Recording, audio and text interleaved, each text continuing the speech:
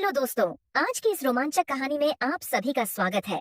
मेरा नाम मुस्कान है और मैं 21 साल की हो चुकी हूँ। इस कहानी में मैं आपको बताने वाली हूँ कि किस तरह मेरे जीजा अनुज ने मुझे अपनी बातों में फंसा लिया और मुझे जीते जी जन्नत दिखा दी। मैं दिखने में भोली भाली सी लगती हूँ और बेहद खूबसूरत भी हूँ, इसलिए अनुज ने बड़े आराम से मुझे अपनी बोतल में उतार लिया था। मैं पहली बार अपनी दीदी के घर रहने गई थी क्योंकि दीदी प्रेग्नेंट थी और उनका 8वां महीना चल रहा था। लेकिन मुझे क्या पता था कि अनुज इतना भी नहीं सोचेंगे कि मैं उनकी साली हूँ और बहुत छोटी हूँ। पर सच कहूँ तो मुझे भी बहुत मजा आया था। मेरी दीदी और अनुज शहर में रहते हैं और उनका बाकी का परिवार गांव में ही रहता है। अनुज को शहर में एक प्राइवेट कंपनी में नौकरी मिल गई थी, जिस वजह से उन्हें गांव छोड़ना पड़ गया था। मेरी दीदी की शादी को 2 साल हो चुके हैं और अब वह माँ बनने वाली थी। दीदी का अभी 8वां महीना चल रहा है, इसीलिए डॉक्टर ने उन्हें काम करने से मना किया है। दीदी के बेड रेस्ट की वजह से अनुज काफी परेशान रहते थे, क्योंकि घर का ज्यादातर काम उन्हें ही करना पड़ता था और साथ ही साथ नौकरी का काम भी संभालना होता था। फिर एक दिन दीदी ने घर पर फोन किया और अपनी समस्या के बारे में मम्मी को बताया।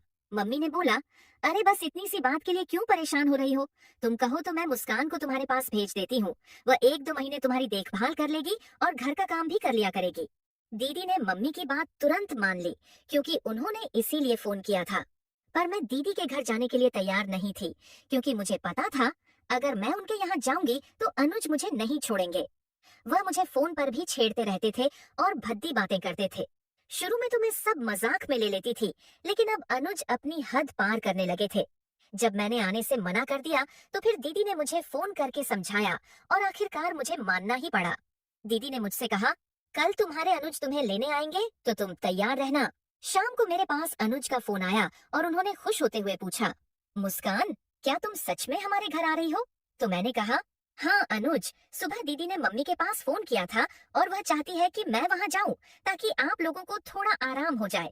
अनुज बोले, अरे यह तो बहुत खुशी की बात है, तुम तैयार रहना, मैं कल ही तुम्हें लेने आ रहा हूँ। कुछ सोचकर मैंने अनुज से कहा, आप कल मत आना, आप परसों आ जाना। मेरी बात सुनकर अनुज थोड़ा परेशान हो गए और बोले, अरे ऐसे क्यों बोल रही हो मुस्कान? मैं तो आज ही तुम्हें लेने आ रहा था, लेकिन तुम्हारी दीदी ने मुझे रोक लिया। अब मैं कुछ नहीं सुनूंगा, बस कल तुम तैयार रहना। अनुज अपनी जिद पर अड़ गए थे, इसलिए मैं थोड़ा नरम हो गई। मैंने अनुज को समझाते हुए कहा, अनुज प्लीज मान जाइए ना, कल मेरे कॉलेज में बहुत बड़ा फंक्शन होने वाला है और मैं उसे मिस नहीं कर सकती। सिर्फ कल की ही तो बात है, हम परसों चलेंगे। अनुज मेरी बात मान गए और बोले, अच्छा ठीक है, मैंने तुम्हारी बात मान ली, लेकिन परसों तैयार रहना। मुझे परसों कोई नया बहाना नहीं चाहिए। फंक्शन के अगले दिन अनुज मुझे लेने आ गए। उनके आने से पहले ही मैं नहा धोकर तैयार हो चुकी थी और मैंने जीन्स और कुर्ती पहन ली थी। कुछ देर तक अनुज पापा के पास ही बैठे रहे और थोड़ी देर बातें करने के बाद वह अंदर आ गए। अंदर आने के बाद वह मुझसे मिले और हमेशा की तरह मुझसे हाथ मिलाया। मम्मी अनुज की इन हरकतों पर ज्यादा ध्यान नहीं देती थी, क्योंकि उन्हें पता था कि अनुज अक्सर मुझसे मजाक करते रहते हैं। अनुज ने मुझे सिर से पांव तक देखा और बोले, मुस्कान, तुम तो बहुत कमजोर हो गई हो, पर कोई बात नहीं, जब कुछ दिन मेरे साथ रहोगी तो तुम भी अपनी दीदी की तरह हो जाओगी। अनुज की ऐसी बातें सुनकर मैं हमेशा की तरह हंसने लग गई, क्योंकि मुझे पता था कि अनुज किस बारे में बात कर रहे हैं। फिर मैंने भी उन्हें डराने के लिए मम्मी को आवाज लगा दी। मैंने कहा, देखो मम्मी, अनुज मुझे किस तरह छेड़ रहे हैं, ये चाहते हैं कि मैं भी दीदी की तरह हो जाऊं। पर मम्मी ने मेरी किसी बात पर ध्यान नहीं दिया और हमेशा की तरह अनुज की तरफदारी करने लगी। हम सब ने साथ बैठकर खाना खाया और फिर हम जल्दी से रवाना हो गए, क्योंकि घर में दीदी अकेली थी। जाते वक्त मम्मी ने मुझसे बोला था, दीदी और अनुज को बिल्कुल भी परेशान मत करना, तुम्हारी कोई भी शिकायत नहीं चाहिए और अपनी दीदी की अच्छे से देखभाल करना। अनुज अपनी कार लेकर आए थे। उनको परेशान करने के लिए मैं गाड़ी की पिछली सीट पर बैठ गई। मम्मी के सामने तो अनुज ने कुछ भी नहीं कहा, पर थोड़ी देर चलने के बाद उन्होंने गाड़ी रोक दी और बोले, मुस्कान, आगे वाली सीट पर आ जाओ। मैंने मना कर दिया और बोली, नहीं अनुज, मैं पीछे ही ठीक हूँ। तो अनुज हंसते हुए बोले, अरे तुम तो ठीक हो साली साहिबा, पर मेरा तो ख्याल रखो, तुम ऐसे पीछे बैठी रहोगी तो हम बात कैसे करेंगे?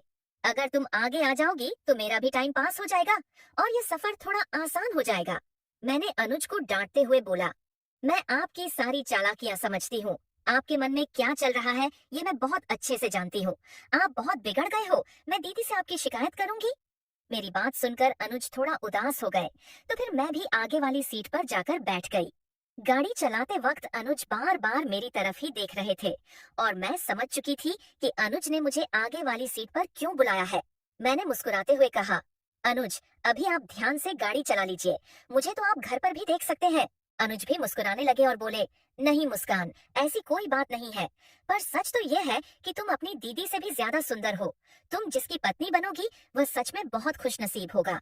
मैंने हंसते हुए अनुज को जवाब दिया, अरे अनुज, अब इतना भी झूठ मत बोलिए, और अगर आप ये सारी झूठी तारीफें करके अपनी साली साहिबा के साथ कुछ सेटिंग बनाने की कोशिश कर रहे हैं, तो ये सारे ख्याल अपने दिमाग से निकाल दीजिए, क्योंकि मैं आपको बहुत अच्छी तरह से जानती हूँ। आप बाहर से जितने शरीफ लगते हैं, अंदर से उतने ही शरारती हैं। मेरी सारी बातें सुनकर अनुज हंसने लगे और बोले, अच्छा चलो ठीक है, मैं चुप हो जाता हूँ, पर तुम तो अपनी दीदी से भी ज्यादा नखरे वाली हो। मैं कुछ सोचकर अनुज को डांट देती थी, पर सच कहूँ तो मुझे भी उनका हंसी मजाक करना बहुत अच्छा लगता था। वह देखने में भी बहुत ज्यादा स्मार्ट थे। उनकी उम्र लगभग 30 साल थी, इसीलिए वह ज्यादा बड़े भी नहीं लगते थे। वह बहुत ही मस्त स्वभाव के थे, इसीलिए उनके साथ टाइम का पता ही नहीं चलता था। ऐसे ही बातें करते करते रास्ता कब गुजर गया मुझे तो पता ही नहीं चला। शहर आते ही मैंने अनुज को धमकी देकर बोल दिया, अगर आप चाट पापड़ी खिलाए बिना मुझे घर ले गए तो आपके लिए अच्छा नहीं होगा। अनुज बोले, अरे मैंने कब मना किया है, मैं तो घर से सोचकर निकला था कि तुम्हें यहाँ के मशहूर गोलगप्पे और चाट पापड़ी खिलाऊंगा। मुझे यह देखकर बहुत अच्छा लगा कि अनुज को याद है कि मुझे गोलगप्पे बहुत पसंद है। इसके बाद हमने दीदी के लिए फल और सब्जियां भी ले ली। जब हम घर पहुंचे तो दीदी बाहर ही टहल रही थी। मुझे देखकर वह बहुत खुश हुई और उन्होंने मुझे गले से लगा लिया। दीदी ने घर के बाहर ही अनुज की क्लास लगा दी और बोली, आप मुझसे यह बोलकर गए थे कि दोपहर तक आ जाऊंगा, पर आपने आते आते रात कर दी। इसके बाद हम सब अंदर आ गए और मैंने दीदी को फल काट कर दे दिए। अनुज के नहाने के बाद मैंने भी नहा लिया, क्योंकि दिन भर के सफर के बाद हम दोनों थक चुके थे। नहाने के बाद मैं रसोई में आ गई और रसोई में आकर मैंने देखा कि सारा सामान इधर उधर बिखरा हुआ पड़ा है और घर में भी साफ सफाई नहीं है, क्योंकि पिछले 1 महीने से अनुज ही घर का काम कर रहे थे। सारी सफाई करने के बाद मैंने सभी के लिए रोटियां बना दी और सब्जी बाहर से मंगवा ली थी। मैंने दीदी को खाना दिया और उन्हीं के पास बैठ गई। फिर दीदी ने मुझसे कहा, अपने अनुज को भी खाना दे दो, अगर खाना ठंडा हो गया तो तुम्हें दोबारा गर्म करना पड़ेगा। मैं अनुज को बुलाने गई तो मैंने देखा कि अनुज किसी से बात कर रहे हैं। लगभग 5 मिनट बाद उन्होंने फोन रखा और मुझसे बोले, क्या हुआ मुस्कान, क्या तुम्हारी दीदी को फिर से चक्कर आ रहे हैं?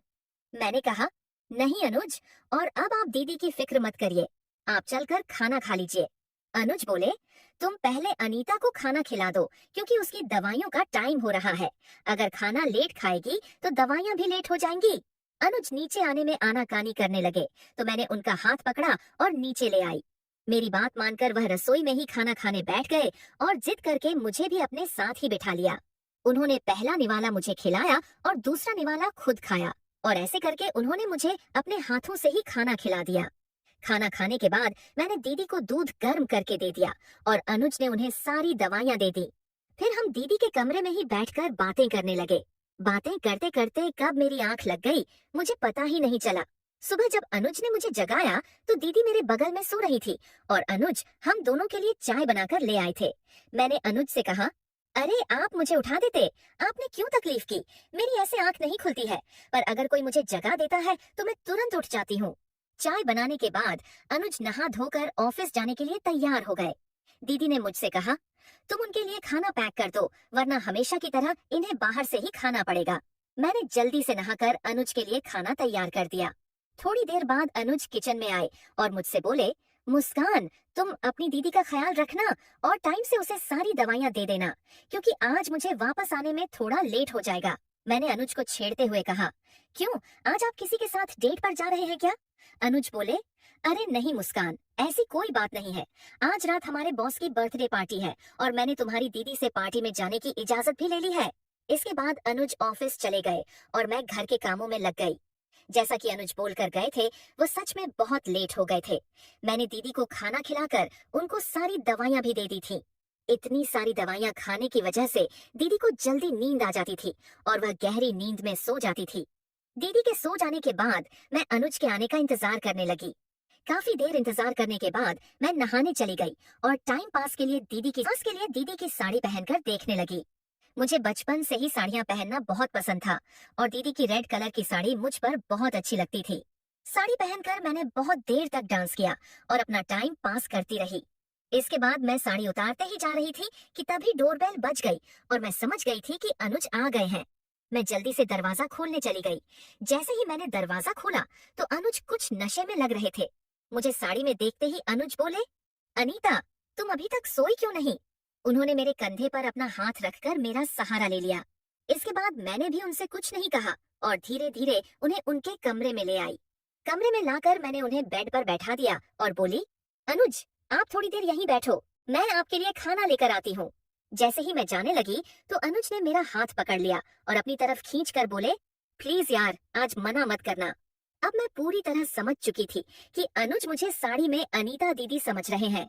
मैंने पीछे मुड़कर कहा, अनुज, आप गलत समझ रहे हो, मैं अनीता नहीं, मुस्कान हूँ। लेकिन नशे की हालत में अनुज ने मेरी एक बात भी न सुनी और पिछले 3-4 महीनों की सारी भूख मिटा ली।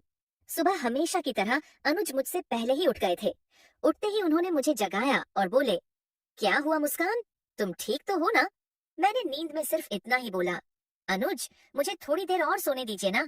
मुझे देखकर अनुज यही सोच रहे थे कि शायद उनसे नशे में कुछ गलत हो चुका है। मेरे उठने से पहले ही वह मेरे लिए चाय बना लाए। आज उन्होंने दीदी को भी नहीं जगाया था क्योंकि वह मेरे उठने का इंतजार कर रहे थे। उन्हें डर था कि कहीं दीदी को पता ना चल जाए कि रात में मैं उनके कमरे में सोई हुई थी। कमरे में आते ही उन्होंने मुझे चाय दे दी और फिर से पूछने लगे, मुस्कान, सच बताओ, तुम ठीक तो हो ना? आज मुझे बहुत टेंशन हो रही है। लेकिन मैंने अनुज की किसी बात का कोई जवाब नहीं दिया और मुंह नीचे करके बैठी रही। तभी अनुज फिर से बोले, प्लीज मुस्कान, कुछ तो बोलो यार, ऐसे चुपचाप मत बैठो। मैंने अनुज से सिर्फ इतना बोला, अनुज, मुझे नहीं पता था कि आप मेरे साथ ऐसा कुछ कर सकते हो। और इतना कहते कहते मेरी आंखों से आंसू आ गए। मेरे मुंह से इतना सुनते ही अनुज समझ चुके थे कि नशे की हालत में उनसे बहुत बड़ी गलती हो गई है। और इसके बाद अनुज मेरे पैरों में गिर गए और मुझसे माफी मांगने लगे। वो बोले, प्लीज मुस्कान, मुझे माफ कर दो, मैं उस समय होश में नहीं था और नशे की हालत में न जाने मुझसे क्या क्या हो गया। तुम मुझे मार लो या फिर कड़ी से कड़ी सजा दे दो, पर इस बारे में अपनी दीदी को कुछ मत बताना, क्योंकि अगर उसे पता चल गया तो वह मुझे कभी माफ नहीं कर पाएगी। मैंने अनुज से कहा, आप परेशान मत हो और मैं इतनी पागल नहीं है कि यह सारी बातें दीदी को बता दूंगी। मैं कभी नहीं चाहूंगी कि आपके और दीदी के रिश्ते में कोई दरार आए। बस कल जो हुआ वह ठीक नहीं हुआ। अनुज बोले, तुम जल्दी से अपना बैग पैक कर लो, मैं तुम्हें वापस गांव छोड़ाता हूँ। कहीं ऐसा ना हो कि मेरी वजह से तुम्हारा भविष्य खराब हो जाए। मैंने अनुज से कहा, इसकी कोई जरूरत नहीं है, लेकिन आप मुझसे वादा कीजिए कि अब आप कभी भी शराब को हाथ नहीं लगाएंगे। अनुज बोले, मुस्कान, तुम्हारी कसम खाकर कहता हूँ, मैं शराब की तरफ देखूंगा भी नहीं। इतने में दीदी ने आवाज लगाई, अगर तुम दोनों जीजा साली की बातें खत्म हो गई हो तो कोई मुझे चाय दे दो। दीदी की बात सुनकर हम दोनों हंसने लगे और बाहर आ गए। कमेंट करके जरूर बताइएगा कि आपको यह कहानी कैसी लगी। अगर आपको यह कहानी पसंद आई हो तो इसे लाइक करें और अपने दोस्तों के साथ भी शेयर करें।